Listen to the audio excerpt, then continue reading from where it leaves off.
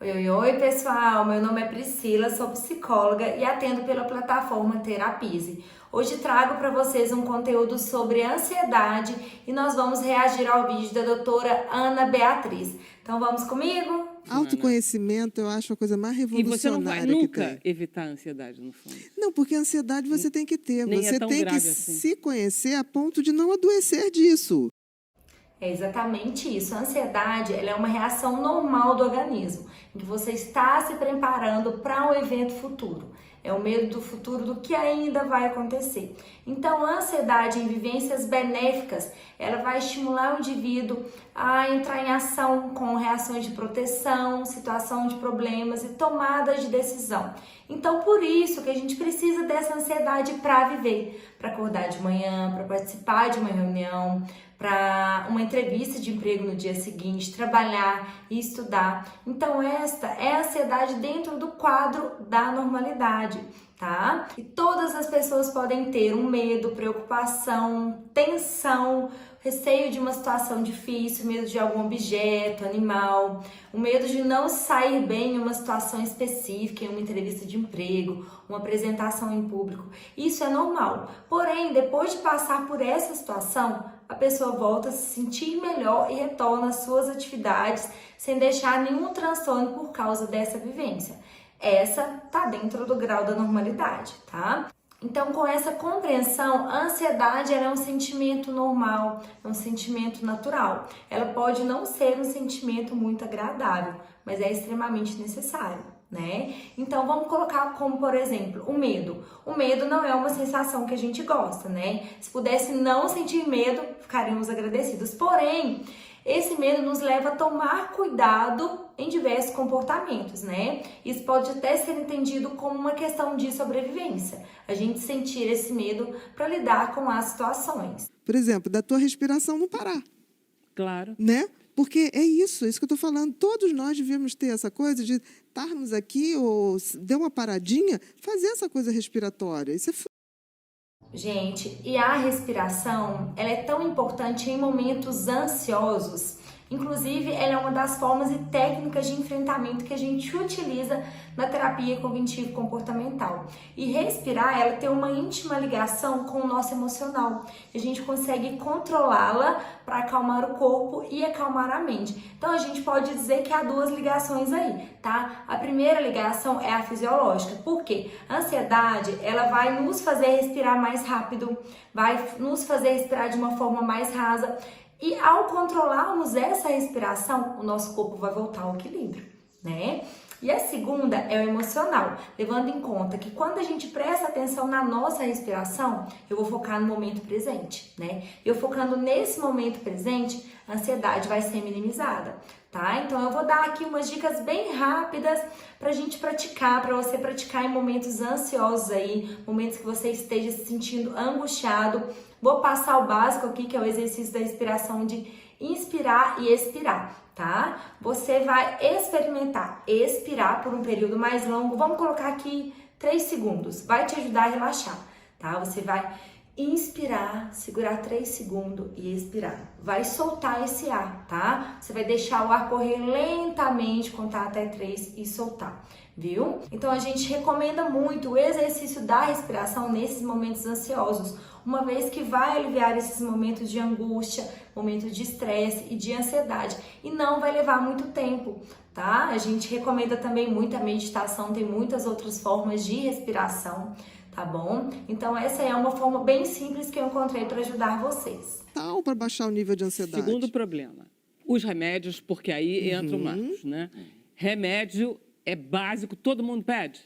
Você que é Todo mundo psiquiatra. pede e eu evito ao máximo dar. Tá. Por exemplo, tarja preta, que são os calmantes. Tarja preta são os calmantes. Rivotril. E vou qualquer Que é tarja uma delícia. preta. É muito bom. Não. Que tem o Não, mas é verdade, clonazepam. não, Não, aquilo é muito tem. As pessoas tomam como se fosse, assim, água.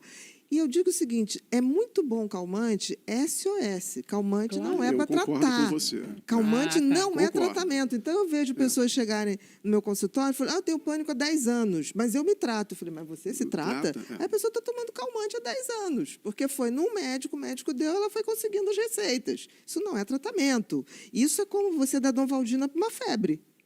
É igualzinho, não tem igualzinho. diferença. Tá. Então, o que a gente vê é que as pessoas ou então saem tomando antidepressivo para tratar a ansiedade, que também não é bem assim. O que eu vejo hoje, as pessoas estão abusando tanto de medicação que os remédios não estão mais fazendo efeito. Tá. Literalmente Em não estão suma, mais fazendo dá efeito. para tratar ansiedade sem remédio? Dá Em para algum- tratar. Se você chega numa fase aguda, por exemplo, o transtorno do pânico, não dá para você não usar remédio no início. Porque a pessoa chega desesperada e tipo já assim, vi. vou morrer, vou morrer, vou morrer. Então, você tem que baixar. Baixou aquilo, você começa o processo de autoconhecimento, a questão de exercício. Sobre medicamento. Nós, psicólogos, todo mundo sabe que a gente não tem autonomia para receitar medicamento aos pacientes, né? Isso é um poder aí do psiquiatra. E a gente tenta, ao máximo, evitar o uso de medicamento, né? Porque a gente está em um momento que as pessoas estão tomando remédio aí como se fosse água, né? Fica muito dependente disso. E, na verdade, o medicamento ele é importante e essencial em muitos casos. Mas muitas das vezes somente a gente tentar manejar esses sintomas, entender esses sintomas melhor, identificar a origem, né? E o que está causando essa ansiedade, isso já ajuda a diminuir o problema e muitas das vezes já resolve. Então é muito importante estar em um acompanhamento para observar as gravidades desse sintoma, se eles aumentam, né? E muitas das vezes o próprio psicólogo pode recomendar uma avaliação psiquiátrica se necessário. Então, a gente tentar trabalhar no manejo desses sintomas em terapia juntamente com o psiquiatra, né? Em casos mais graves aí, tentar o uso do medicamento. Exercícios respiratórios, a questão da acupuntura, a pessoa vai entendendo como o organismo dela funciona. Porque como é que eu posso ser protagonista da minha história se eu não sei como eu funciono? Tudo é autoconhecimento, então. Não tem como. Vamos lá. E, nesse caso, a acupuntura... Sobre o autoconhecimento, é algo assim essencial na vida de todo mundo, gente. Todos precisam se conhecer, né? Na verdade, todos temos pontos fortes, pontos fracos, qualidades, defeitos, né? E são eles que vão construir a nossa personalidade, de cada um, né? Individualidade aí. E, no entanto, muitos não conhecem suas próprias qualidades e defeitos, né? E se conhecesse, poderiam usar essas qualidades a seu favor, colocar essas qualidades em evidência.